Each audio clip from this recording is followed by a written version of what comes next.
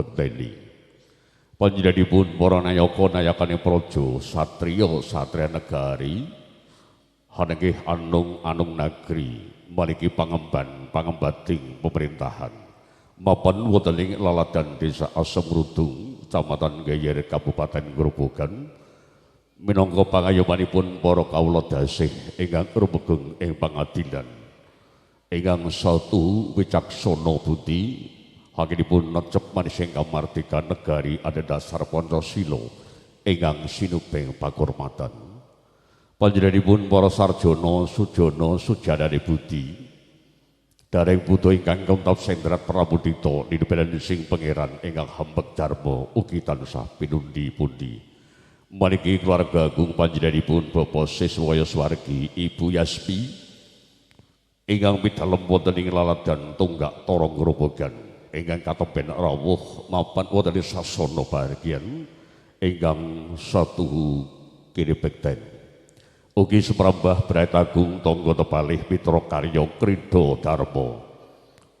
Para kadang muda tumaruna pramuladi ingkang nderek nyenguyung babaring sedya lampahipun pahargyan tasakuran prasaja saking kersanipun Rama Haryono Gotrah keluarga ingkang satuhu kene bekten ugi kadang kinasih sutresna budaya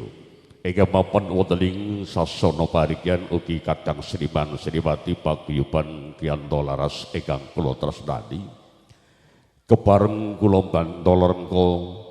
nyelo sawetawis nilar subasita trapsila sanajan kula pribadi saged pinastan kaduk wani kirang duka boten ateges ngirangi pakurmatan dumateng jengandika awit kula tinuding panjenenganipun ingkang mekarsa haniki Bapak Haryono dalasan ibu utawi kotrah keluarga kinen jinejer pambiwara mila mekaten sampun tunggap adicara mangke dumawaing kodrat kang sinerat kawistara saking tias panjenenganipun Bapak Haryono kotrah keluarga sampun kepareng nampi tumurune wahyu judo sejati wahyu palakrabi kinen kepareng ngentas pitulus yoga kinasih kusupaning ayu Anissa Kistika Banowati Cinatu Kromo Mas Bagus Tokol utawi Mas Eko mugi hantuk nugarani Gusti pinayungan Yuwana Basuki satemah manggih keluarga tentrem keluarga bagya mulya keluarga sakinah mawaddah warahmah. Bila mekaten sang yanipun para tamu para rawuh kakung saputri sadèrèngipun kula ngaturaken rancaning adicara prasaja saking kersanipun Rama dalasan Bapak Haryono Gotrah keluarga sumangga tansah kula dherekaken hastungkara manengku puja maneges pring Gusti Purbaningrat Allah Subhanahu kajeno kula lan panjenengan eri kalenggahan respati manis kemis legi Surya yang pinilih kalih dosa November warsa kalih Slawi ngleresi ngancik utawi manjing mangsa kanem rasa mulya kasucihan yen sinenggalan ing surya hanenggih panca manembah swarga lumampah bila mekaten kula lan panjenengan tasih pinaringan bagya mulya bagas kewarasan satemah saged kembal manunggal wonten ing sasana bahagia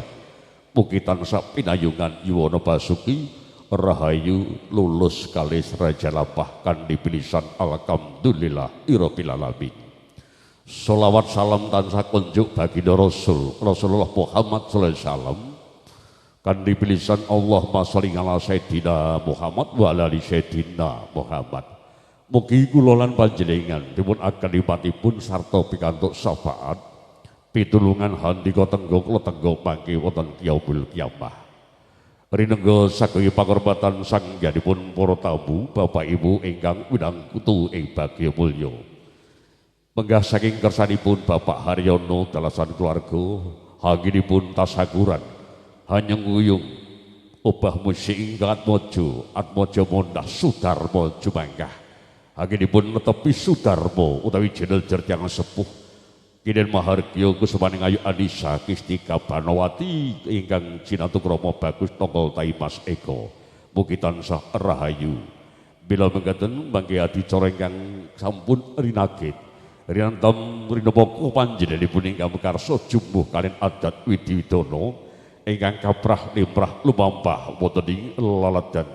asem mrutung gayer Purwodadi Grobogan.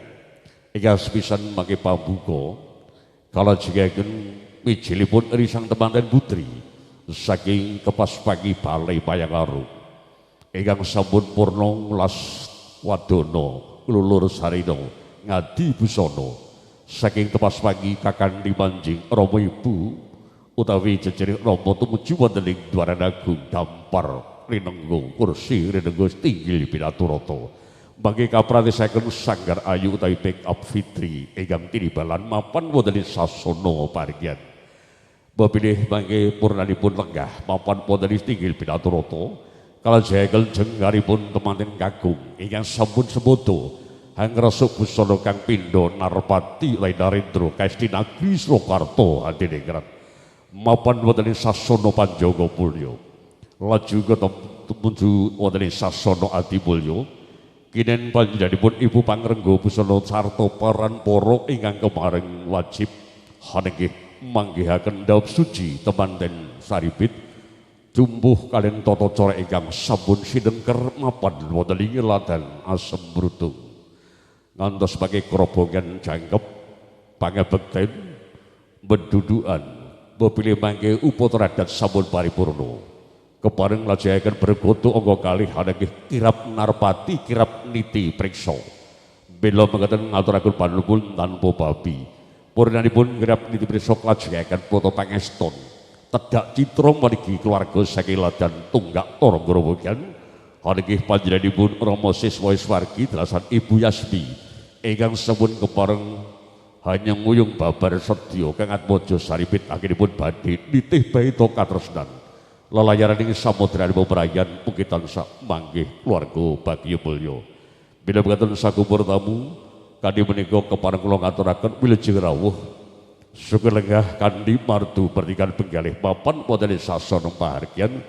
bepilih panjenenganipun Bapak Haryono tansah ngangklungaken jaga temulung nyadong tetes pasomong awit papan palenggan namung bawero jumbuh wonten ing swasana mboten ateges ngirangi pakurmatan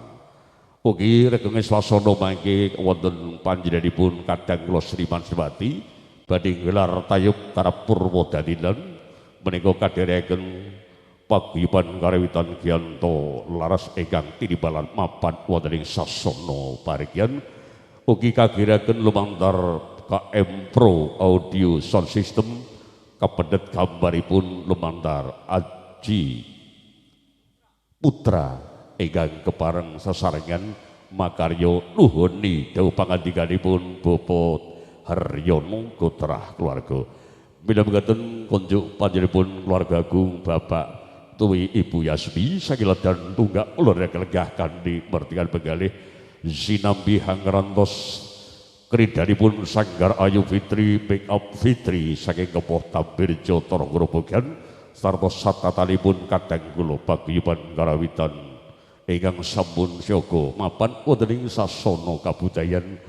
purih mujudaken salokali jagat sarta manebrama rawuh panjenengan mugi tansah antuk nugrahani Gusti Kang Manasa. Bila mekaten bepilih kadang kula paguyuban Giyanto laras sampun satata sanajan tanpa paragana monggo kasun hambuka karya kanthi unglipun ladrang wilujeng laras lendro patet manyura.